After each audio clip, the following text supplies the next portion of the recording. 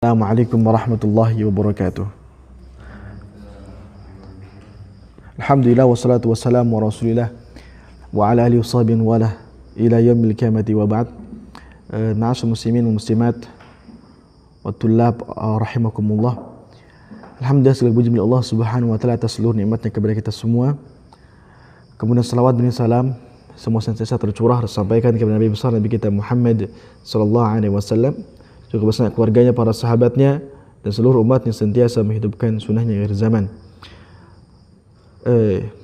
Ikhwani rahimakumullah, insyaallah ta'ala kita akan coba menjelaskan atau mengkaji daripada kitab At-Tibyan fi Syarh Akhlaq Hamalatul Quran, di mana asalnya ini adalah penjelasan dari Syekh Abdul Razak Al-Badr hafizahullah terhadap kitab Akhlaq Hamalatul Quran. Kitab ini kitab yang monumental, kitab yang klasik yang ditulis oleh Imam Al-Ajuri. Imam Al-Ajuri ini adalah seorang alim, seorang alim dalam berbagai disiplin ilmu, khususnya dalam Al-Quran Al-Karim. Beliau tulis kitab ini sebagaimana yang disebut oleh Syekh Abdul Razak pada tahun 354. Sementara kita perlu tahu bahwa beliau rahimahullah itu wafat tahun 360 Hijriah. Beliau tulis kitab ini pada tahun 354. Artinya 6 tahun sebelum wafat beliau tulis buku ini. Dan Masya Allah, Allah izinkan buku ini sampai hari ini 300 Hijriah.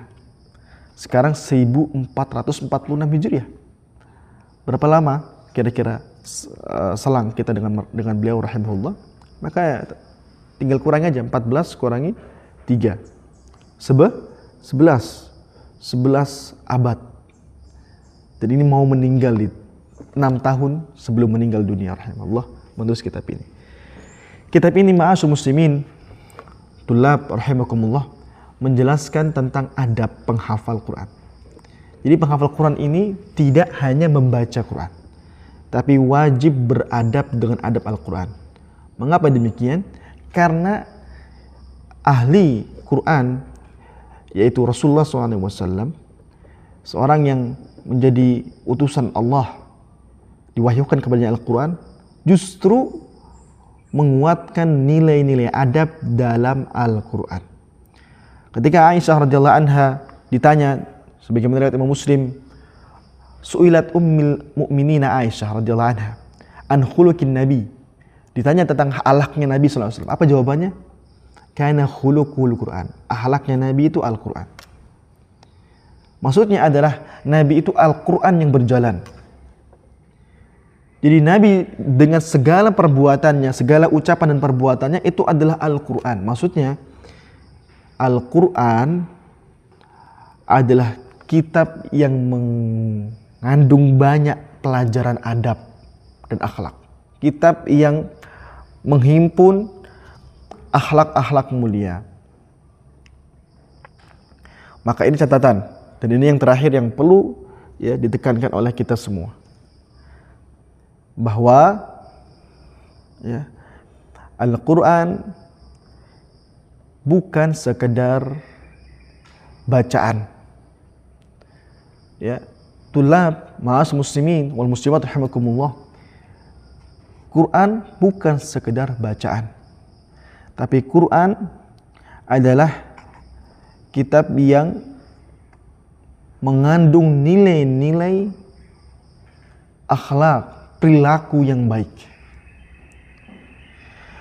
Kapan Al-Quran sekedar dibaca, maka dia tidak akan mendapatkan pengaruh akhlak dan perilaku yang membaik dari setelah membacanya. Sebaliknya, kapan dia mempraktekkan, mengamalkan nilai-nilai akhlak, adab-adab yang mulia dalam Al-Quran, maka dia telah berhasil membaca Al-Quran, bahkan mentadaburinya, bertafakuh di dalam makna-maknanya, semuanya. Masya Allah. Jadi yang perlu dimulai oleh setiap penghafal Quran, setiap pembaca Al-Quran, setiap muslim-muslimah, kita semua pembaca, kita semua penghafal, maka yang perlu diperhatikan adalah adab setelah bersama Al-Quran. Adab kita bagaimana? Akhlak kita bagaimana? Taib, itu yang terpenting. Makanya untuk itu kami secara pribadi melihat bagaimana kebutuhan terhadap penghafal Quran, mendidik orang-orang yang menghafal Quran itu dengan adab. Kapan dia adabnya menurun, maka ini alangkah baiknya bacaannya dikurangi. Setor hafalannya nanti. Perbaiki dulu, diperbagus dulu, diamalkan dulu adab-adab dan akhlak-akhlak yang terkandung. Maka kalau ada yang mengantuk ditegur, itu adab kan. Maka yang kemudian yang tidak fokus, kemudian kaki tidak bersila atau tidak menunjukkan penghormatan terhadap baca atau kondisi dalam baca Quran, ditegur karena semua tentang adab. Hatta di luar halaqah sampai kemudian di kehidupan asrama, kehidupan rumah tangga, kehidupan masyarakat, ada yang dusta, ada yang apa, itu semua disalahkan. Kenapa? Ada yang tidak amanah, ada yang mencuri, ada yang kemudian bermaksiat, disalahkan atau ditegur karena itu adalah sebuah yang mencacati adab.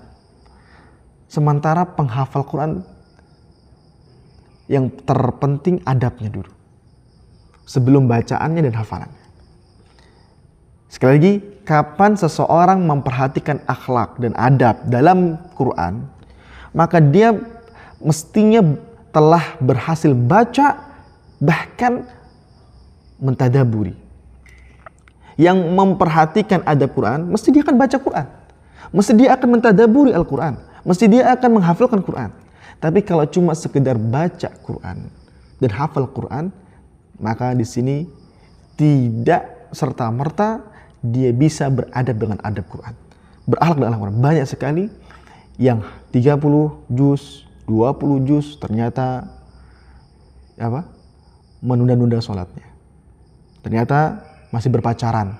Ternyata masih bermaksiat, berlebihan menggunakan gamenya, menggunakan handphonenya, sehingga dia menggantikan posisi Quran dengan HP-nya karena dia merasa sudah hafal Quran.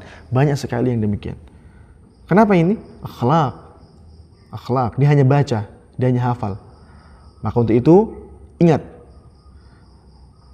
ahli Quran kita, Nabi Muhammad SAW justru dikenal berakhlak Quran. Jadi seakan-akan mengatakan ahli Quran itu yang akhlaknya Quran. Bukan ahli Quran itu yang hafal Quran semata. Luar biasa. Jadi seakan Aisyah mengatakan yang ahli Quran itu Nabi, itu bukan yang hanya hafal, tapi yang akhlaknya Quran. Allah. Maka ini perlu kita tekankan agar santri kemudian agar muslimah dimanapun mereka berada tahu kalau sudah berhadapan dengan Al-Quran apa prioritasnya, adab. Bahkan sebenarnya adab ini, maaf muslimin wal muslimat rahimakumullah, itu adalah hal yang prioritas dalam setiap disiplin ilmu. Kalau kita lihat bagaimana nasihat para ulama ketika mereka belajar ilmu syar'i, sebagian mereka ada yang tidak belajar ilmu itu mungkin tidak belajar materi A, B, C, D, pembagian ini ada ada perincian, ada perbedaan materi ilmu lah, apa saja. Mau dia nahwu, mau dia kemudian dalam bidang syariah, fiqih, dalam akidah, dalam tafsir, pokoknya dia belum bahas materi itu. Dia belajar 20 tahun, 30 tahun hanya tentang beradab sebagai penuntut ilmu. Itu bukan berarti dia membuang-buang waktu. Adab kan gampang, Ustaz. Yang menjadi catatannya adalah membiasakan diri beradab. Kalau kita cuma sehari 2 hari kita bisa. Tapi kalau seterusnya demikian sulit. Anda di pesantren, di lembaga pendidikan, selama itu mudah. Ketika di luar pesantren, pulang di rumah sulit. Itu pembiasaan yang sulit. Makanya butuh waktu yang lama. Karena adab ini perlu melekat sampai mati. Dia sebuah kebiasaan. Maka untuk itu sampai 30 tahun baru setelah belajar adab, belajar ilmu. Nata'allam al-adab qabla an nata'allam al-ilm.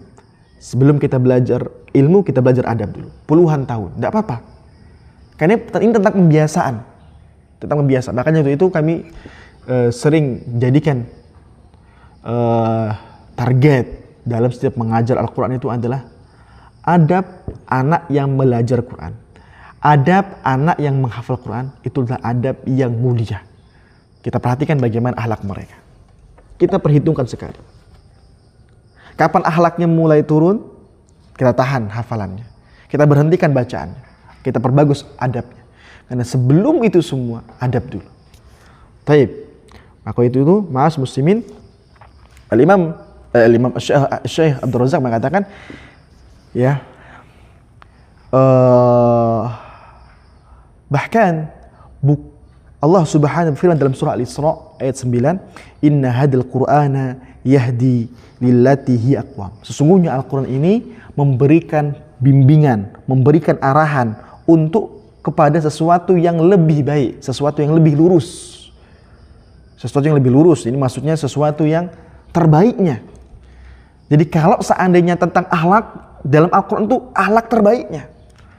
Kalau tentang masalah tafsir, tafsir terbaiknya. Kalau tentang masalah solusi dunia, solusi terbaiknya. Pokoknya yang disebut Al-Quran itu yang terbaiknya. Nah kalau kita ambil adab sebagaimana dalam Al-Quran, maka kita akan temukan adab yang terbaiknya. Tahukah di antara apa yang disebut oleh Al-Quran adab-adabnya itu? Ya di antara contoh. Ayat Al-Quran, ya, yang menyebutkan tentang bagaimana arahan untuk beradab, arahan bagaimana untuk berakhlak mulia. Allah sebutkan di antara ciri-ciri orang, Allah sebutkan, dan ini di antara sering kebiasaan dalam ayat itu, Allah sebutkan ciri-ciri perilaku yang baik bagi orang-orang penghuni surga. Tidak disebutkan siapa-siapa penghuni, siapa namanya, bukan A, B, C masuk surga, tetapi perilaku. Nah ini perilaku ini kalau disebut dalam Al-Quran sekali lagi berarti dinya yang terbaik. Karena dalam ayat tadi surah Al-Isra ayat 9 aqwam, sesuatu yang terbaik. Di antaranya apa? Wal kadhiminal ghaidha wal alladziina yunfikuna fis sarra'i wad dharra'i wal kadhiminal ghaidha wal 'afina 'anil nas. Baik. Bayangkan yang berinfak. Jadi di antara ciri-cirinya adalah suka bersedekah, suka berbagi, dan itu bukan dalam kondisi mampu. Fisarra mampu, lapang, wadharra dan tidak lapang, seret, bahkan tidak ada uang kecuali cuma 500 perak misalkan, dia kasihkan ke orang lain. Sedekah. Itu bagi kita berat karena itulah kita belum punya akhlak yang terbaik. Kita belum ambil akhlak kita dari Al-Quran. Kita sedekah di saat kita mampu aja sulit. Punya uang, dapat kiriman, dapat gaji, kita sulit untuk sedekah. 10.000 padahal, atau mungkin lebih kecil daripada itu, kita masih kesulitan. Gimana kita bicara dengan akhlak yang dimaksud dalam Al-Quran? Sampai dia juga bersedekah di saat dia tidak punya apa-apa. Gak punya apa-apa, tapi tetap bersedekah.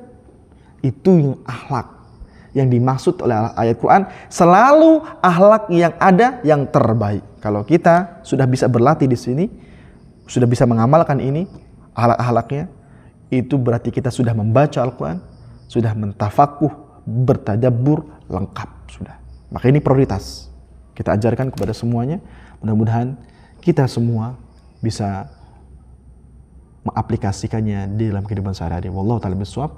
Wassallallahu nabiyana Muhammadin Waalaikumsalam. Yang singkat ini mudah-mudahan bermanfaat. Subhanaka wa bihamdika asyhadu an la ilaha illa anta astaghfiruka wa atubu ilaik. Assalamualaikum warahmatullahi wabarakatuh.